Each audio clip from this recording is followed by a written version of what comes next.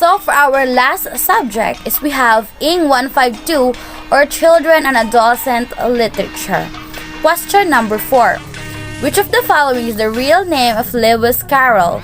Letter A. Samuel L. Clemens.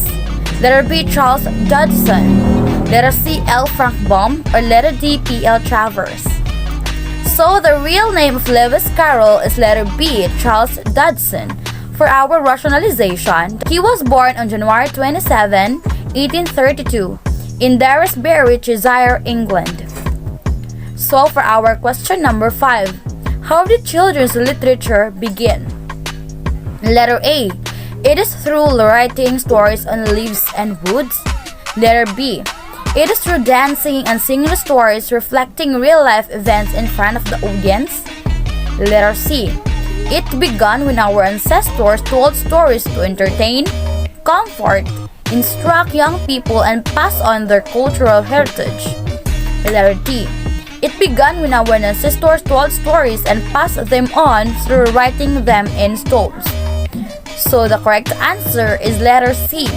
How did children's literature begin? So in letter C, it began when our ancestors told stories to entertain, to comfort, to instruct young people, and pass on their cultural heritage.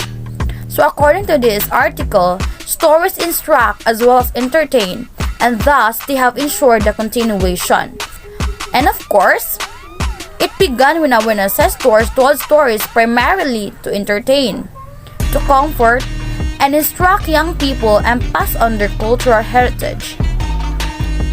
For our last item, the following are reasons mentioned in the text as to why there is a need for children's books and why would parents, caretakers, teachers give time and effort to tell stories for them, which does not belong. Letter A. It makes them appreciate their own cultural heritage as well as those others. Letter B. It develops their ability to plan out important events in their lives. Letter C. It builds their aesthetic responses. And letter D. It provides encounters with the world that shape the meaning children make of the world.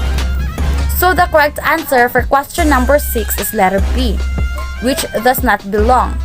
It develops their ability to plan out important events in their lives.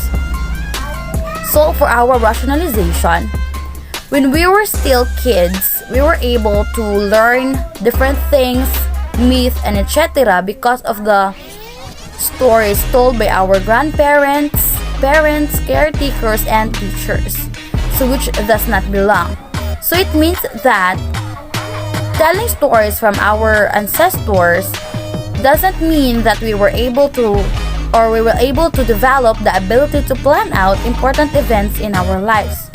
So the following reasons mentioned in the text are: it makes them, or for the children, to appreciate their own cultural heritage as well as those of others. It also builds their aesthetic responses. And lastly, it provides encounters with the world that shape the meaning children make of the world. So these are the reasons mentioned in the text. Thank you, future teachers, for staying with me in our short review. Have a great day ahead.